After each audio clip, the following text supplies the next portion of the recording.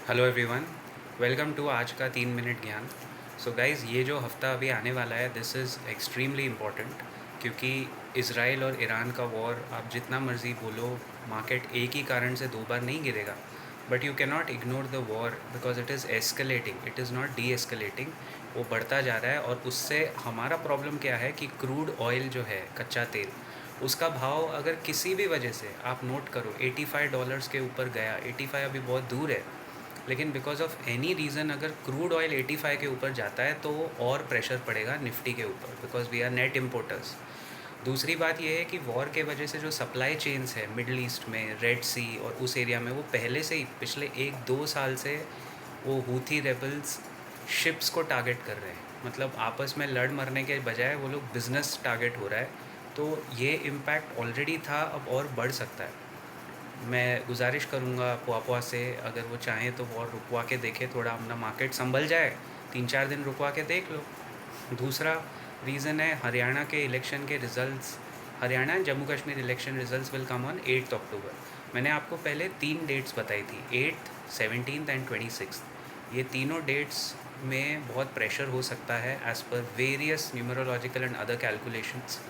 और 8 तारीख को चूँकि हरियाणा जम्मू कश्मीर के चुनाव के रिज़ल्ट हैं, तो हो सकता है प्रेशर आपको कल यानी 7 अक्टूबर को ही देखने को मिल जाए। Because although I never believed exit polls, लेकिन जो FIIs हैं उनको क्या चाहिए, उनको किसी पार्टी से कोई प्यार नहीं है, वो हमारी तरह है, वो टैक्स पेयर की तरह ही सोचते हैं।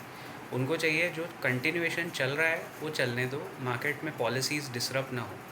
एंड हरियाणा का चुनाव और जम्मू कश्मीर में अगर हंग असेंबली होता है, that is like a semifinal verdict जो निफ्टी पे और आगे जाके प्रेशर डाल सकता है।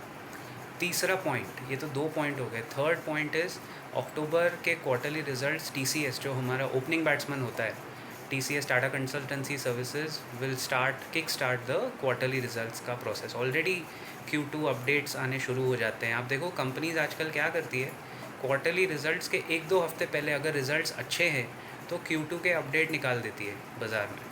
ये पहले भी होता था, ऐसा नहीं कि कुछ नया है, बट उस चक्कर में स्टॉक पहले ही चल जाता है। और क्वार्टरली रिजल्ट्स वाला टाइम वैसे भी कुछ स्टॉक्स के लिए अच्छा होता है, कुछ स्टॉक्स के लिए बहुत ही घातक होता है। The bad performers can really be killed in quarterly results, specially when Nifty is so over value.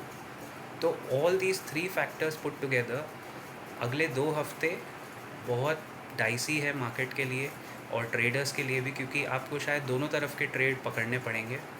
And बहुत सारी चीज़ें, बहुत सारे मूविंग पार्ट्स हैं, so we have to be a little careful.